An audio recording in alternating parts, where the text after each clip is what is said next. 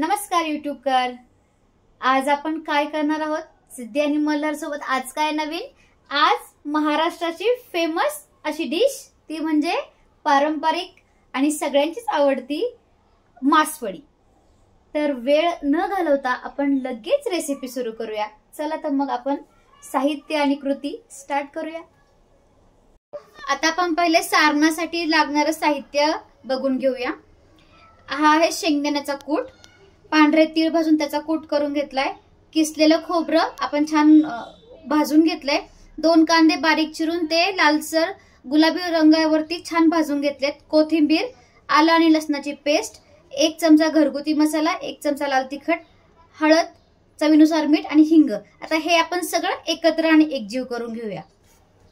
हे मस्त असं हाताने छान असं मिक्स करून घ्यायचं.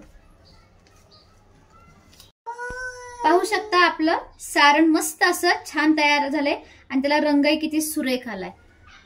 आता आपण मासवडीसाठी जे कवर आपण बेसन पिठाचे तयार करतो त्याची फोडणी तयार करू आणि पीठ शिजायला टाकूया. चला, इथे मी एक पातेलं गरम करत ठेवले, त्यात 1 चमचा तेल टाकले. आता आपण याच्यामध्ये फोडणीसाठी थोडीशी हळद आणि 1 चमचा लाल तिखट घालून घेऊया आणि थोडंसं हिंग आणि हे छान मिक्स करू. आणि याच्यामध्ये 1 कप पाणी घालून घेऊ.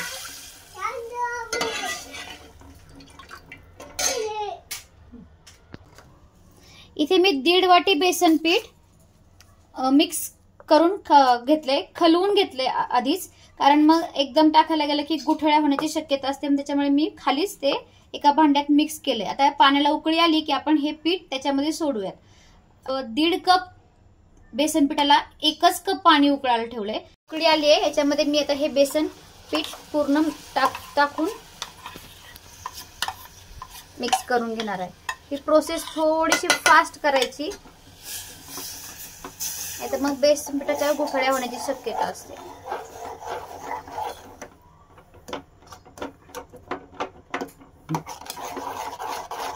मी छान मिक्स करून घेतलंय आणि याच्यामध्ये मी चवीनुसार मीठ सुद्धा ऍड केले.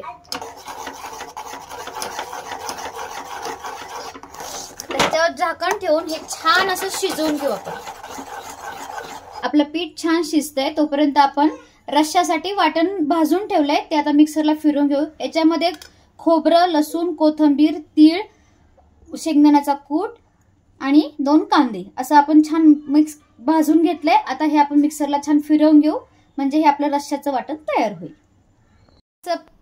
इथे आपण मस्त असं पीठ शिजवून घेतलंय आणि स्वच्छ कॉटनच्या कपड्यावरती हे पीठ मी पसरवून घेतलंय. आता याच्यावरती आपण हे सारण घालूया.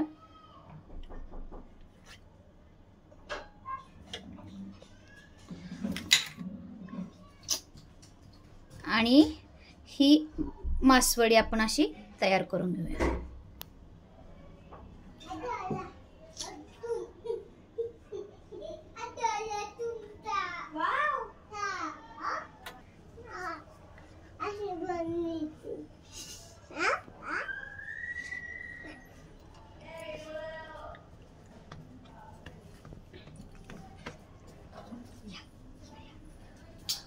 अशा पद्धतीने आपण ही मासवडी छान तयार करून घेतली. थंड झाली की आपण हिच्या छान वड्या कट करून घेऊ.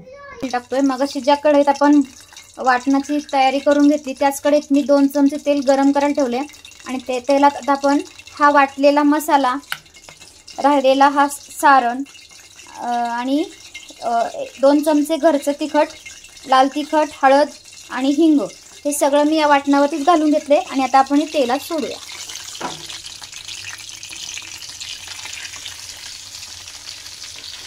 परतून घेऊया.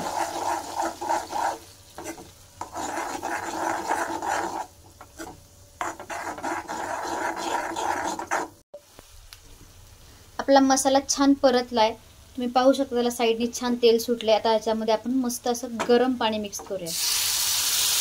पाणी तुमच्या आवश्यकतेनुसार घाला. मस्त असं मिक्स करून घेऊया आणि या रश्श्याला छान अशी उकळी काढून घेऊया.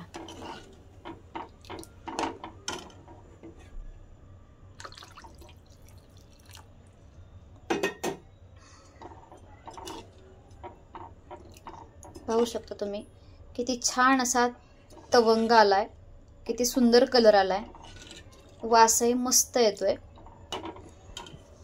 आता ह्याला छान उकळी काढून घेऊ आणि मग आपण मासवडीची थाळी सर्व करूया। चला तर मग तयार आहे आपली मासवडी थाळी। कशासोबत खायची? चपाती भाकरी कशाही सोबत चालू शकते। चवीला एकदम मस्त आणि उत्कृष्ट लागते। मस्त असा झणझणीत मासवडीचा रस्सा, वडी, चपाती, कांदा, लिंबू, ओके, फक्कड बेत आहे।